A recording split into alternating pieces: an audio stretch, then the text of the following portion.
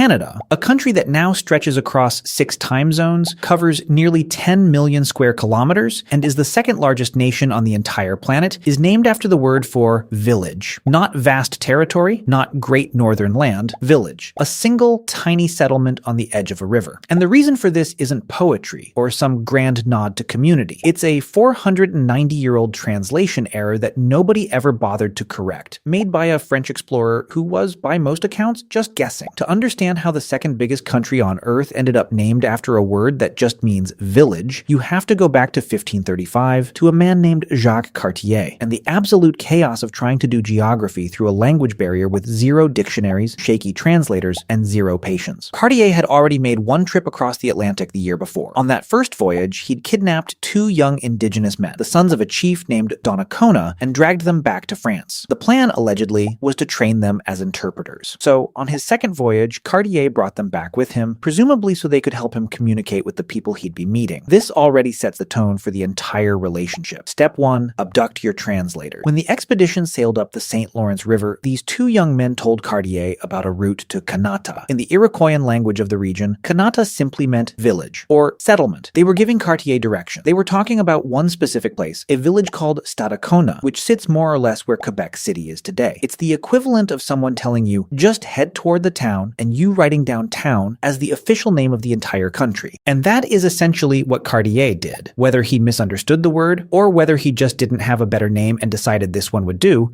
he started using Canada, not just for the village of Stadacona, but for the whole surrounding region controlled by Donnacona's people. He even started calling the St. Lawrence River itself the River of Canada. Further upriver, he'd also passed a much larger settlement near present-day Montreal, which he named Hochelaga, a name that would, centuries later, come back to haunt this whole debate. But it was Canada, the word for a cluster of huts that got picked up by a guy with a quill and a map and applied to an area that, at the time, nobody in Europe had even finished exploring. This is the part of the story where you'd expect someone at some point to go, wait, hold on, this doesn't actually mean what we think it means, maybe we should fix this. That never happened. Instead, the opposite happened. The mistake didn't just survive, it spread. By 1547, just over a decade after Cartier's voyage, European maps were already labeling everything north of the St. Lawrence River as Canada. The name had escaped the village, escaped the region, and was now creeping across the continent on paper in places Cartier never even sailed to. For the next 3 centuries, through the era of New France, through fur trade expansion, through wars between European powers fighting over who got to claim this land, the label Canada kept getting reapplied to bigger and bigger chunks of territory. By the early 1700s, explorers and fur traders had pushed the meaning of Canada so far that it was being used for French territory stretching down into what is now the American Midwest, all the way toward Louisiana. A word for village was now describing a landmass that spanned thousands of kilometers, and the people using it had, by this point, almost certainly forgotten that it ever meant anything that specific in the first place. Then comes the part of this story where bureaucracy really gets its hands dirty. In 1791, the British formally split the region into 2 colonies, Upper Canada and Lower Canada, which roughly correspond to modern Ontario and Quebec. Notice what's happening here. The name isn't just surviving anymore, it's being baked directly into official government documents, legal borders, and administrative divisions. In 1841, those 2 colonies were merged back together under the name the Province of Canada. So by the mid-1800s, Canada wasn't just a casual label anymore. It was law. It was paperwork. It was the kind of thing that would require an act of government to actually change. And here's where it gets almost unbelievable. When the time came in the 1860s to unite multiple British colonies into one country, there was a real, serious debate about what to call the whole thing. And Canada was not a guaranteed winner. Politicians and writers threw out an absolute pile of alternatives. Newspapers were flooded with suggestions like Tuponia, Hochelaga, Borealia, Albionoria, Cabotia, Norland, Efiska, which was an acronym for England, France, Ireland, Scotland, Germany, and Aboriginal lands, and even Ursalia, meaning place of the bears. One politician, a man named Thomas D'Arcy McGee, stood up in 1865 and basically mocked the entire debate, pointing out how ridiculous it would be to wake up one morning as a citizen of, quote, Tuponia, and be called a Hochelagander. He wasn't wrong. And in the end, the simplest option won, mostly because it was already everywhere. Canada had been printed on maps, written into colonial law, and used in official documents for so long that creating a brand new name from scratch would have meant rewriting an enormous mountain of existing paperwork. On July 1st, 1867, the provinces of Canada, Nova Scotia, and New Brunswick officially became one one dominion under the name of Canada. Not because it was the best name, because it was the path of least bureaucratic resistance. The original plan from many of the people negotiating Confederation was to call the new country the Kingdom of Canada, a literal kingdom. But the British government got nervous about that title, partly because they were worried it would sound too provocative to the United States just 2 years after the American Civil War ended, and partly because kingdom simply felt too grand for what was still, on paper, a British colony. So they downgraded the title to Dominion instead. Even the version of the name that did survive got watered down at the last minute over diplomatic anxiety. So here's where this leaves us today. A country with 10 provinces, 3 territories, multiple time zones, and one of the largest economies on the planet is named after a word that 2 kidnapped translators used in 1535 to mean that village over there. Every time the word Canada appears on an Olympic scoreboard, a passport, a customs form, or a hockey jersey, it's quietly referencing a single riverside settlement near modern Quebec City, in a language that is now extinct. The country didn't grow into its name. The name just kept getting stretched, decade after decade, century after century, until it covered a piece of land roughly the size of Europe, and nobody with the authority to change it ever felt like doing the paperwork. Most people will never know this. The ones who do, subscribed. Hit the button.